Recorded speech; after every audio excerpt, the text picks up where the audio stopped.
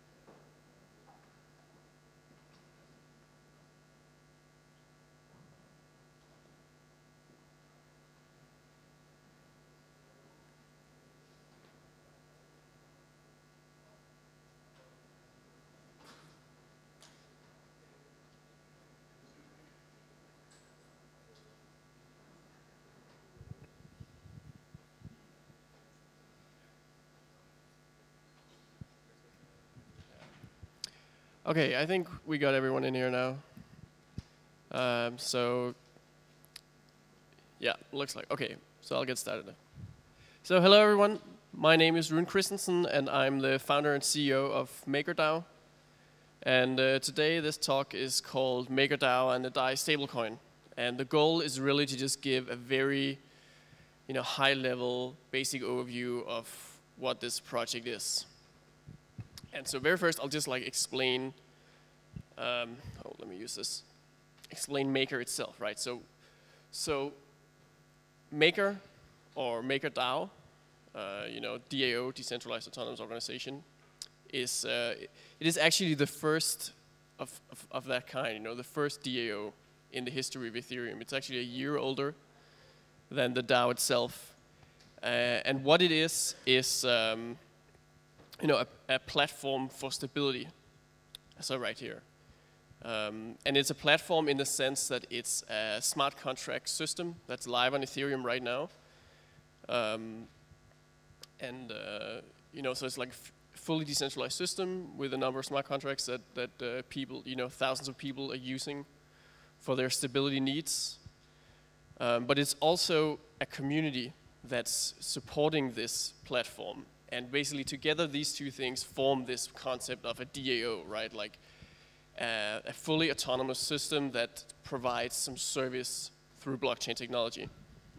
And so this stability service that MakerDAO provides is something very specific, namely the DAI stablecoin. So the DAI stablecoin is actually the first ever decentralized stablecoin for Ethereum.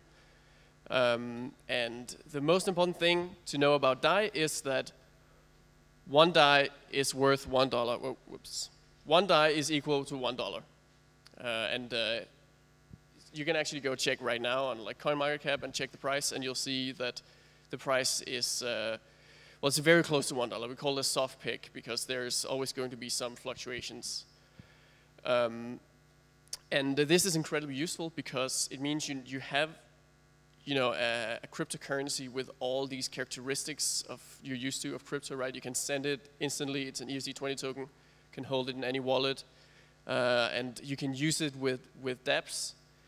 And you can do all this without having to worry about the volatility of cryptocurrency that you normally have to deal with when you use any sort of blockchain application. So why do we need stablecoins, right? And this is just a random, little funny picture of the Ethereum price at some crash about a month ago. But it could, this could equally well apply to these past couple of days, right? We probably all felt what that was like, what this kind of scenario feels like.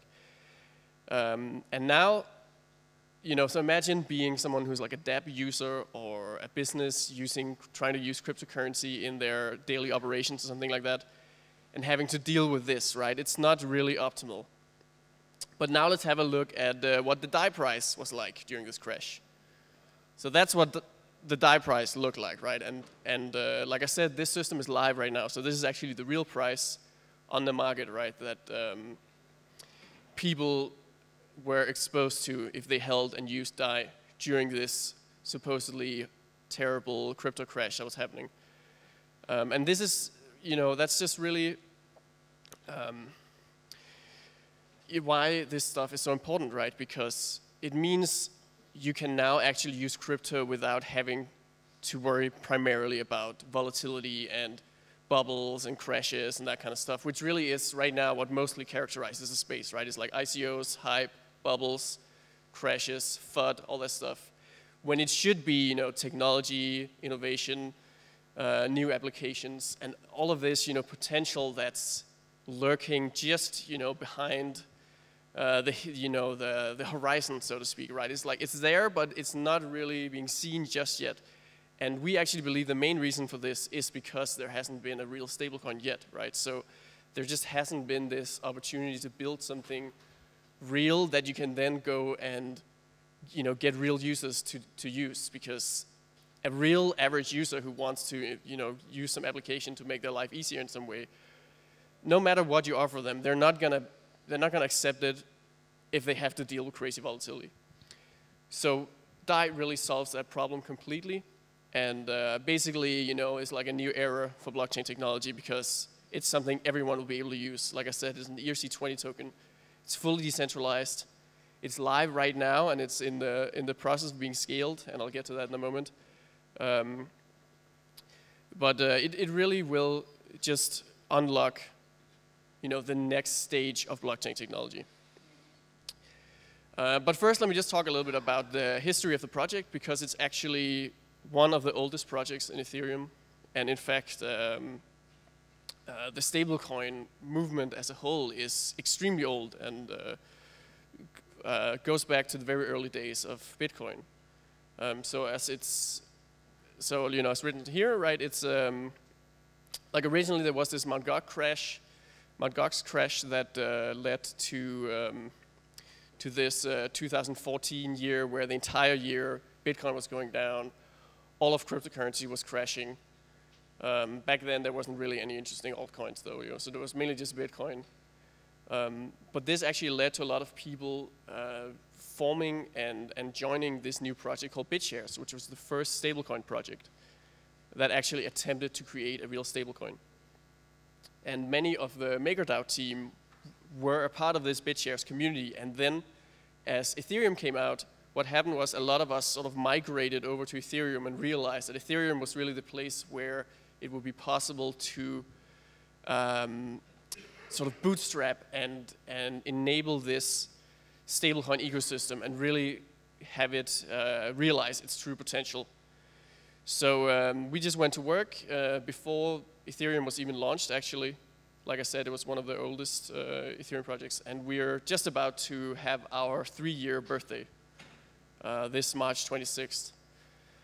Yeah, for those past 3 years, what we've been doing is basically just heads down working on developing the system. Because one of the things we realized very quickly, and as was really shown with the DAO hack, is obviously that if you want to make a fully autonomous system, security is so incredibly important, and it's something you can't, there's no easy path to like make a secure system. It's just really difficult and hard work, and takes, like very, like a long time and sort of like very iterative approach where you just do, ultimately you have to just like make sure everything is done right? And there's no like little small flaws or holes anywhere, basically, in the entire system. So,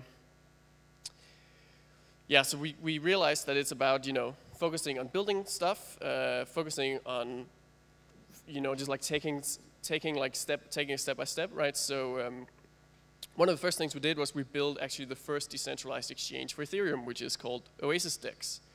And that has been live for about 2 years at this point. And nowadays it pretty much looks the same as what it did when it was first launched, but there's actually some exciting improvements coming to Oasis DEX in the near future, but that's something for another day. Then last summer, actually, so at this point about 9 months ago, we actually launched the very first version of DAI, you can say, which we called Psi, because we wanted to sort of emphasize it was an alpha, and like I said earlier, right, we have this like very careful step-by-step approach, so we've been very focused on making sure that we roll this stuff out very slowly and avoid anything that looks like, a DAO disaster again. So Psi was launched last summer.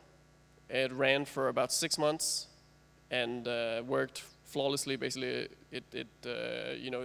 we had these stable coins and they were worth $1, and we used them for our internal like budgeting, and there were a few uses of it. The market cap ended up being something like $2 million at the end of the alpha.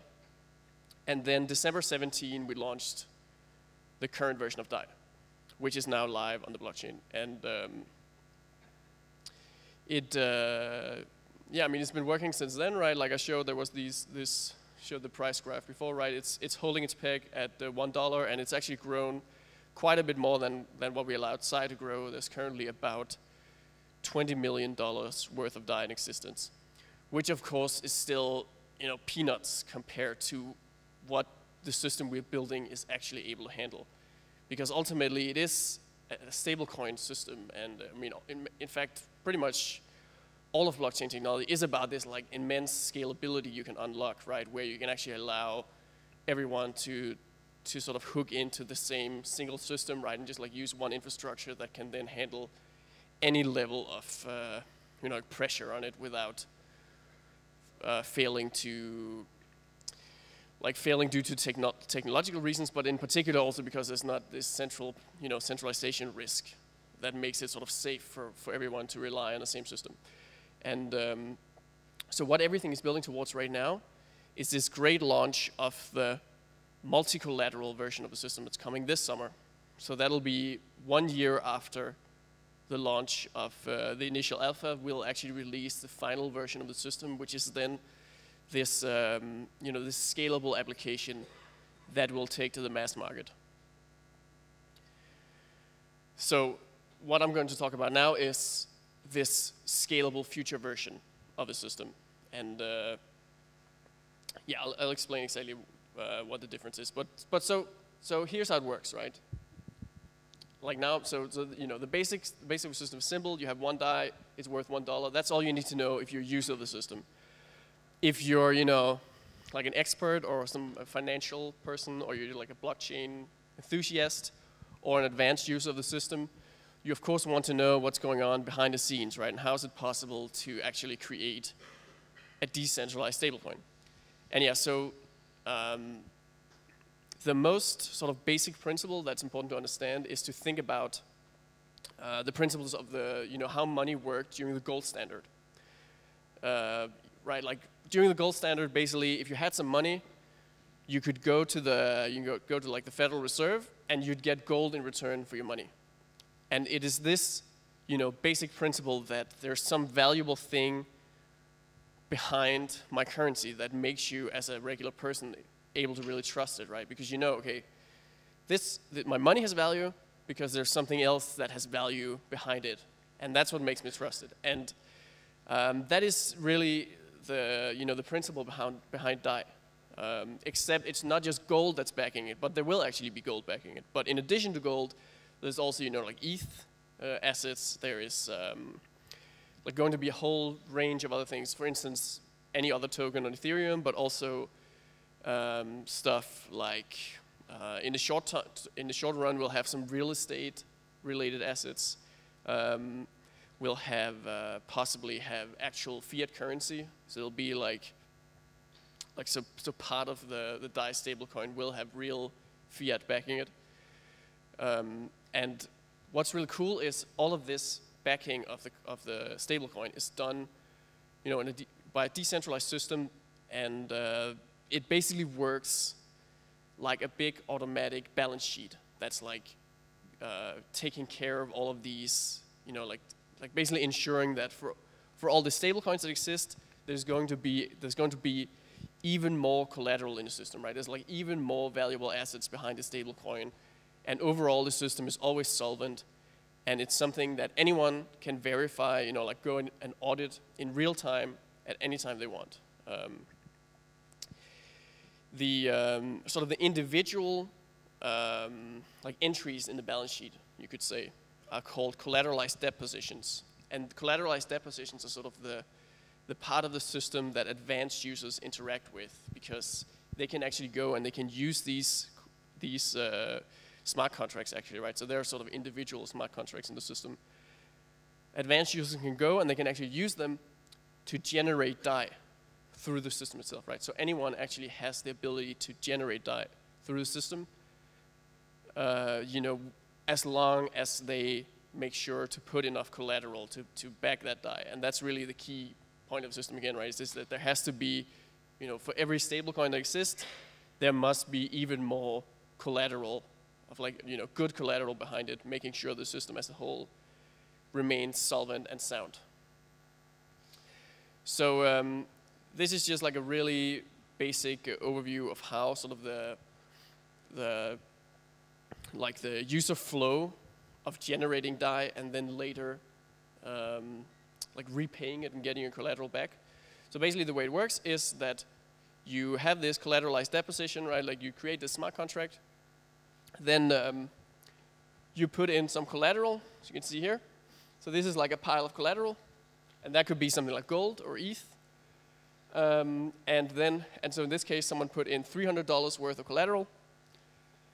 Once you put that in the system then allows you to generate DAI up to some amount that's less than the total collateral. So in this case, 185 DAI has been generated with this $300 as collateral. And that means you as a user now suddenly hold 185 DAI in your hand that you can go out and spend on stuff. Or, you can go out and use it to buy, go for spending, like real world spending, or you could do something like purchase even more of the collateral asset if you want to go leverage, like if you want to leverage your position. So the system essentially enables margin trading. Because then, of course, what happens is this 185 DAI that you've generated is sort of recorded in the system, right, in this balance sheet. And then the basic mechanism is that if you have this $300 worth of collateral, but you're not going to be able to get it back unless you actually go out in the market, buy back the same amount of DAI that you initially borrowed, then pay it back to the system. So you sort of remove your debt again, and you're able to retrieve your collateral. So actually a really easy way to make an analogy of this is how a mortgage works, right? Basically what happens is you go to the bank, you show them your house. Basically they take a look at your house and decide how much they think it's worth, and then they say, we'll lend you this amount of money if you put your house as collateral. And now you have a bunch of money, you can go out and spend it, but obviously you're going to pay back the debt that you now have to the bank over time, because you want to retain ownership of your house, right? And you don't want to risk that the bank will actually go and sell your house, which is what will happen in the system if, or in the mortgage situation in certain scenarios, right? So one is that you don't pay your debt, and the interest rate, the debt just keeps growing over time, and eventually it's sort of like the debt sort of goes up and hits some critical point where there's no longer enough collateral to back the debt. Or the other option is that, the other scenario is that the value of the collateral falls, right? As shown here, so suddenly the collateral is only worth this much, right? So when that happens, basically there's this point we call the liquidation ratio. There's some level of collateral to debt where the collateralized debt position as a whole is no longer considered safe. And it is in this scenario that the system then sort of uses its autonomous ability to it's a smart contract, right? It can actually do this as a even without being controlled by humans or anything like this. This works completely automatically, and what it does is basically goes out, sells your collateral, retrieves enough money to cover the debt, and then gives you whatever's left over. And this ensures that even if the price of the collateral in the system falls, the system sort of balances out, equalizes the balance sheet over time and makes sure that this balance is maintained where there's always more collateral than there's debt. And we've seen that happen in real time, for 9 months at this point, right? So basically what happens is every time there's a crash in the price of ETH, there are some people who, as they say, flew a little too close to the sun, basically, and kept like too small a buffer of extra collateral in their position, and then they end up getting liquidated by the system. And that way, that's why we can maintain this like stable price, even regardless of what's happening to the ETH price. If it's going up, if it's going down, it doesn't matter. The system sort of continuously keeps everything in balance and maintains the price at $1. Of course, it's not, just using liquidations alone isn't going to always guarantee that no matter what, the system will remain stable. And so there is this concept of the Black Swan event, which is basically that something extreme and severe happens in the market that sort of the traditional financial thought isn't able to preempt, basically. But it also really, like, it's also another way to say it is jump to default, right? Like, it's just like where something like a collateralized debt position, like in the context of our system, right? It's where a collateralized debt position basically sees its collateral suddenly plunge to basically nothing before the system even has a chance to react and sell it off on the market to recover the capital for the debt. And so there needs to be some additional mechanism to deal with that, even though it's a very unlikely scenario, right? As it says here, there's like right now with the system we're running right now, we need to see an instant 70% fall in the price of ETH. So that's like a 70% crash from 1 second to another. And we've never even seen really a 70% crash ever really happen in like anything, typically something like that happens over a very long period of time, or at minimum a couple of days. And as long as that's the case, the system can actually totally handle it. But there's always going to be, like, regardless, it's still something that needs to be dealt with for some, in order to make something that's truly scalable and trusted by, an entire economy or, global finance or, all these long-term potential there is for like a truly scalable and reliable financial system, right? So there's a number of precautions that we are taking that, that makes it possible to deal with this risk. And the most important is just to diversify the collateral, right? So, and in fact, that's really the main thing that keeps the system as a whole safe and really keeps DAI as a reliable and stable and safe store value, is that the assets that backs it is not just going to be like a bunch of coins or something, or like a bunch of only precious metal or something, right? It's actually going to be the most possible diversified and like wide-ranging different types of assets. So even if there is this jump to default Black Swan event happening somewhere in the economy, it's still only going to affect a smaller portion of the overall collateral portfolio.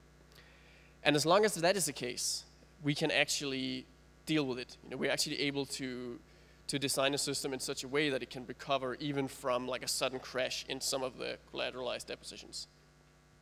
And the way we do that is through Maker itself, essentially, right? So like the final component of the system is this idea of like the MakerDAO that's behind the whole thing. So basically, so what Maker is, on one hand, is like this community of people, right? It's currently more than 4,000 people who hold a bunch of these MKR tokens. So there's a million tokens in existence in total. What it doesn't say here is that 350,000 of those are still held by the foundation and are being distributed over time. But the rest are all in the hands of the community and are trading freely and have been trading for 3 months at this point. It's a very high risk asset, but it potentially also has a very high reward because it, and also it's like a high responsibility asset, you can say as well, because basically MKR holders have the right and the ability to vote directly in this autonomous system and actually like they set the rules directly through Ethereum transactions. And they set rules, for instance, for how the system is diversified. So they basically say we want this and this and you know these types of collateral we want, and this we don't want. This is too risky, and like that basically on one hand. And on the other hand, they set sort of the individual parameters for each type of collateral, saying something like, with gold you need 10% extra collateral, right? But with ETH you need 50% extra because we think ETH is more risky than gold, for instance. And that's all great as long as everything is going well. They actually will earn a continuous income because MKR is necessary to pay the fees in the system. But if they make a mistake and there is a Black Swan event and there is this like insolvency basically where there is some collateral that's not enough to cover the debt of the system, MKR holders are forced to bail it out directly themselves. And you can basically think of it like this, right? So basically when the system is going well, the total supply of MKR continuously decreases over time, and everybody's happy. But then if there is some mistake or there's an unforeseen crash or something like that, the bad debt has to be recapitalized through the dilution of the MKR asset. So the MKR supply will spontaneously increase as the system autonomously prints a bunch of MKR and then sells it on the market and then like brings in a bunch of new funds that are then used to keep the system fully solvent. So here's just like a final overview of the system as a whole, right? So basically, you got the DAI stablecoin that's worth $1. It's backed by collateral that are held in the CDPs, and anyone can use these CDPs. So that's anyone, like, so there's open access to this. You don't need anything special to be able to use this part of the system. And they can generate DAI as well as putting this collateral here that guarantees the price of the DAI. And they do this on terms set by the MKR holders, who they manage the terms of the CDP holders, and then in return they get this stability fee that is paid with the MKR asset. But then ultimately, the MKR asset is also, in return for the stability, is forced to act as the final guarantee for this price as well. And one of the great things that this creates is this, this alignment of incentives where MKR holders have the same incentive as DAI holders to make sure that the price of DAI remains stable in the long run. Okay, I think that's all I have time for. Yeah, okay. Then let me just, actually very quickly, just very quickly talk about this, okay? So here's a bunch of industries that are going to be massively disrupted by DAI and stablecoins, right? Remittance is a really obvious one, because it's, it's actually happening right now, even with volatile assets, that, like even with volatile cryptocurrency, that you can send money really easily. If you buy Bitcoin in one country and you sell it in another country, now you suddenly instantly move the money there.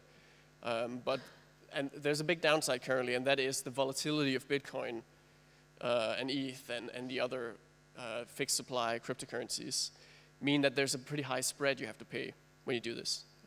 And that's obviously solved by DAI because it's a stablecoin, so the spread is incredibly low against fiat currencies. And we're working with a number of remittance companies who are all incredibly excited about starting to use DAI just because they can. It's so obvious how this is solving a major pain point for them. Supply chain is another industry that's it's just like majorly disrupted by a system like Maker and DAI, because not only is it really useful to have a stable coin for settlement in an industrial supply chain, but also there's like typically big issues with financing, especially for smaller participants in the supply chain, where typically they're sort of squeezed financially by their business partners who all want to pay everything up front, but refuse to pay them any money until something like 6 months later or whatever, like just always try to sort of squeeze them on the terms. And that means if you're a small business in a supply chain, you typically have to borrow a lot of capital at a high borrowing cost, because the banks as well, they're like, well, you're a small company, I'm going to give you a high interest rate. And with our system, we can actually come and really disrupt this because of how we enable basically credit creation, because you can take collateral and you can use that. Like you can take real assets and you can use them to unlock liquidity through our CDPs. We have this recently announced partnership called the Stable Fund, which is a partnership with L4, one of the really big blockchain incubators. It's based in Canada, and anyone who's doing basically any sort of crypto project that's focused on solving real problems and doing something real in the real world should come to us, because you'll likely benefit from integrating stablecoin in your system, possibly even integrating CDPs or other parts of the system, because there's actually many different ways that you can build on the Maker platform. So you can go to stable.fund, and we'll fund you, and we'll support you with technology, support you with business model, and basically everything you could need.